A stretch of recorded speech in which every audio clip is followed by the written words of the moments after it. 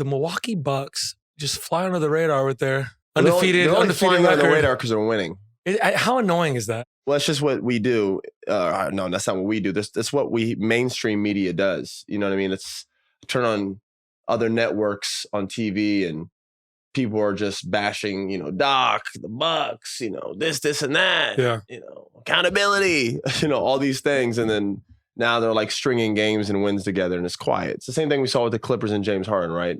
James is one of those guys that people love to throw rocks at the glass house. And then as soon as the house gets built up nice and everything starts moving good and the grass is green and everything's nice, people are just like, I don't want to talk about them anymore. Yeah. People like ugly. People like controversy. People like problems, failure. And you know what? Nope. I hate saying this, but unfortunately, misery loves company. And I'm not saying everyone who talks trash about the Bucks is miserable, but people like looking at that stuff more. It's why you see it all the time on the news and the feel-good stories are far in between. Yeah. You know what I'm saying? Of course. So it's just it happens in news. It happens in sports media. It's what draws people in. Unfortunately, we're more attached to trauma. It's like going through your comments and someone's like, you look good, you look good, you look good, you look good. Yo, you're ugly. That ugly comment means more to you. Yeah. It's the same thing with media. Clippers are doing great. People are like, cool. Clippers are struggling. They lost 7 in a row. People are like, it's just a thing, right? So it's funny that you mentioned the Clippers too, because the Bucks had their, I would say, win of the season. Yeah, last sure. night. Without Giannis? Yeah. They're 6-0 since the All-Star break. Do you think the break was the reason that they needed a little time? Because obviously Doc takes the job mid-season. Do you think they needed a little bit of a break, a little timeout? Obviously, Dame had a great All-Star weekend. It seems like it was just what they needed, or do you think they were just going to eventually find their stride anyways? I thought that team was going to find their stride. It's a lot to ask to have those major changes in a season when we're talking about a coach, a star player coming in, whole new dynamic, media's picking at every little wrong thing that you're doing for it to click right away. I felt like they needed games. They needed to go through struggle. They needed those bad losses in Memphis. They needed to get, you know what? I got to tell you, as much as we can poke fun at the media for being very hard on the Bucks and then now being silent in their success, a part of that brutal media thing can bring a team together. It almost puts a chip on their shoulder. Yeah. It can band a team together. And I think you're seeing that. You saw the passion last night in that win.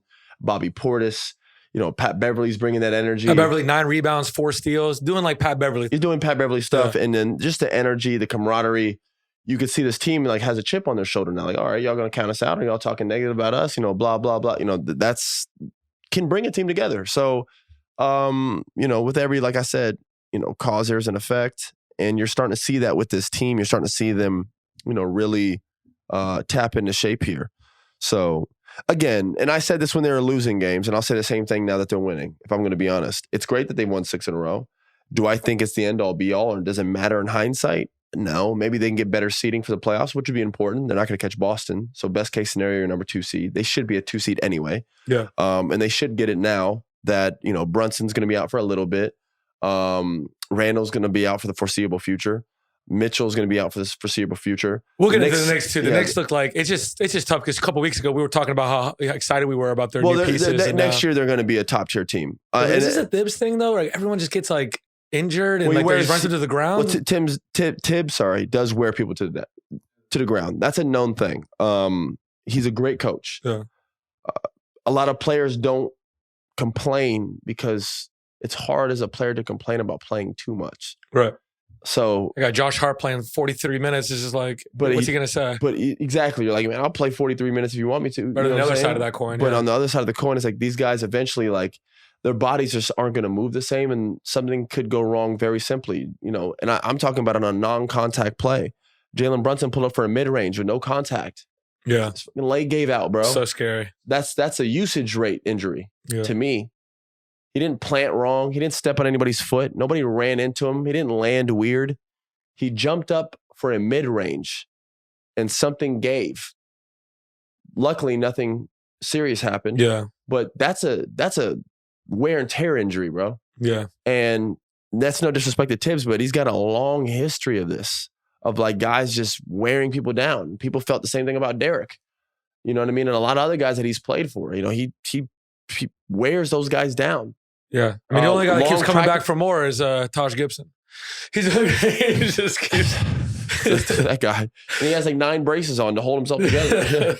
Shout out to Taj, still doing it. He's one of those coaches that really kind of, again, it is what it is. You know what I mean? But long practices, hard training camps, long film sessions, a lot of minutes in a game. It's just, it is a burden to go play for him. Right. It's, again, he's a good coach. So like I said, there's the other side of the coin.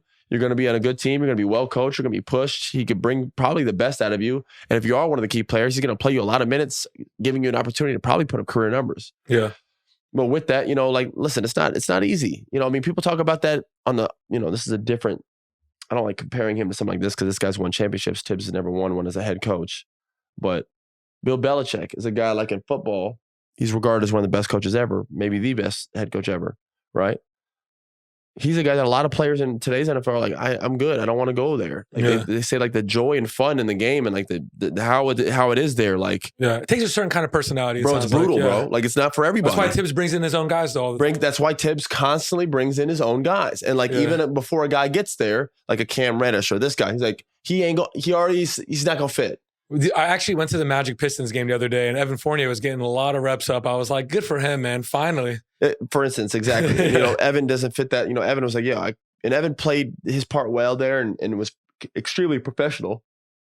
But he was a guy that I think was in New York for a while too long. And at some point was like, I got to get out of here, man. And that's how a lot of guys who play for Tibbs, it's either one or the other. They're like, I love Tibbs, or like you're one of those guys like, I don't want to do this. It's not that you don't love the game as much or this is that. Some guys just like fit-wise, personality-wise, like just don't fit with him. Yeah. So it is what it is, man.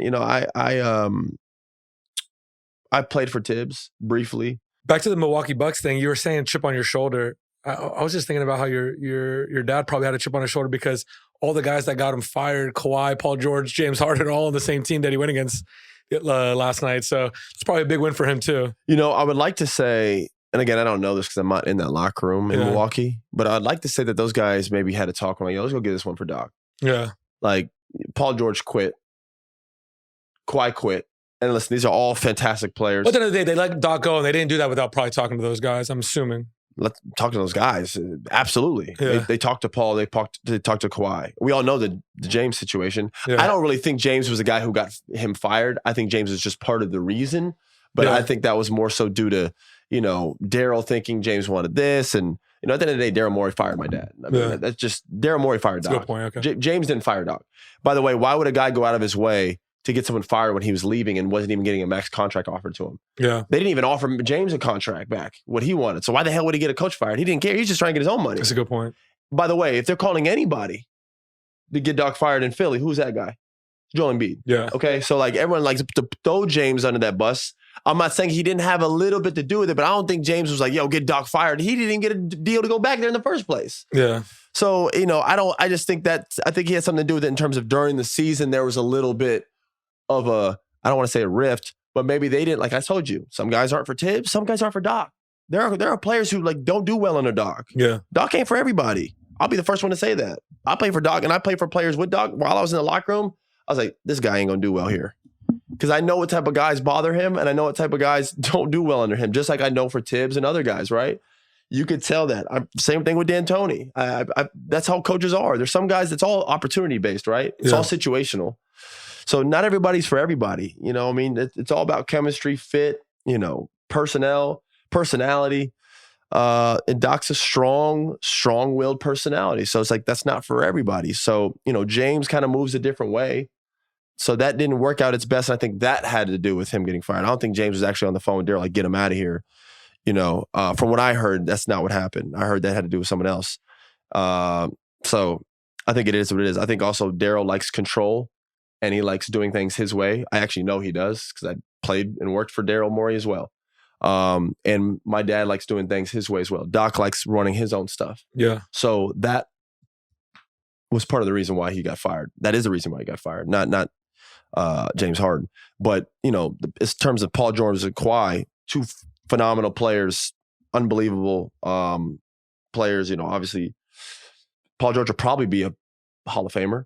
Absolutely. And obviously Kawhi is first ballot. But, those guys did quit on that Clippers team.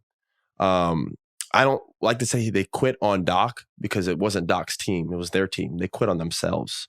And it was just circumstances with the bubble. And the bubble. And the bubble was nasty. Lou Will, Montrez, Pat. They had a lot of guys leave, come back. Paul George, remember, had the mental health stuff going on. He's like, I'm not happy in here. I'm not here to make fun of that. He might have been going through stuff in his life at that time. He wasn't invested, wasn't playing his best basketball. Kawhi wasn't playing his best basketball. The Nuggets came back from 3-1. Which was really the beginning of the resurgence of Denver, if we're going to be honest. So could you look at that instead of saying it was such a big upset where Doc gets fired and I can't believe the Clippers lost to the Nuggets? Could we look at that and say it's actually like pretty much a championship team? Jamal missed the next year. That's really is like a title contending team. That was a title contending team. Yeah, so it's not the biggest, craziest upset. No, once you see what happens the year afterward. following when Jamal came back, they won. Right. So it's just like that was the beginning of that team making that push and really Jokic becoming one of the best players in the league. Right. And that duo between him and Jamal, that's when everybody started to see Jamal go. At that time, people called it Bubble Jamal. Yeah. Then everybody's like, that's Bubble. Now it's just Jamal. Yeah. So that was the time where you're starting to see Michael Porter Jr. That's before he got paid. That's when he started playing and he was healthy and his back finally was like, and he was hooping. You saw this team finally start to form, and now they're known as the best team in the league along with the Celtics. Aaron Gordon was the last piece for that. And then they brought in Aaron the following year. And that's a good thing to talk about because we're talking about guys and it's all situational, finding the right coach that fits your kind of mentality, playing style. With Aaron Gordon, it's finding the right team too because he was on the Magic. We put him at the 3-point line. Yep. We're trying to run him like this perimeter guy, go-to guy. And all it takes is, one trade and other teams should have went for him. You know what I mean? People should have saw this guy that was kind of just being misused. He goes to the Nuggets and right before we started the pod, I watched this highlight tape. Most unstoppable play in the NBA, and it's Jokic throwing all these lobs to Aaron Gordon. It's just like, man, he was just playing completely different in Orlando. He's got like over 100 lobs this year to Aaron, which is nuts. They constantly are doing pick and rolls where they place middle pick and rolls where when Jamal comes off, because he's such a lethal scorer and shooter, the big's got to be up a little bit. He's great at hitting that pocket pass. And now you have a 3-on-2 situation on the backside with Jokic now in the middle, getting the ball in the pick and roll. And he has Aaron Gordon in the dunker, Michael Porter Jr. in the wing. You have to choose which one to give up. Yeah. It's either give up an open three, which a lot of people don't like to do in today's NBA, especially a corner three. It's the worst shot you can give up in basketball. So he's just getting these lobs and Aaron's just getting, spoon-fed. And it's perfect for him. And he has actual natural feel. He's like always looking at where Jokic is. He's always floating around the baseline. He's really found his niche. Like you said, he was misdiagnosed in Orlando. They wanted him to be a scorer. Yeah. And I get it. He was the 4th pick of the draft. They wanted to run offense to him. I totally understand what they wanted him to become. Yeah. So, that's kind of what they wanted. And it just didn't really work out. But, he goes to Denver, finds the right fit, finds the right offense, plays with the right player. The rest is history. Aaron's now, one of the better role players. We always talk about the Derek Whites and all these guys, and no one ever really talks about Aaron Gordon. You know what I mean? But Aaron Gordon's one of the best role players in the NBA. Yeah. In the playoffs last year, he guarded every best player in every series, man. And then he's also putting up 14, 15 points a game. He's also getting rebounds, blocks. He does everything. Yeah. That's why he's going to get another 80, 90 million. And he's the reason we talk about how much size that Nuggets starting lineup has. That's why they're big, bro. He puts them over the top. Yeah. You know what I mean? Without Aaron, they're a whole different team. So it's just like, I feel like we give Derek so much praise, and rightfully so, and some of these other role players. But, I look at a guy like Aaron and I put him in that same category as a Derek White.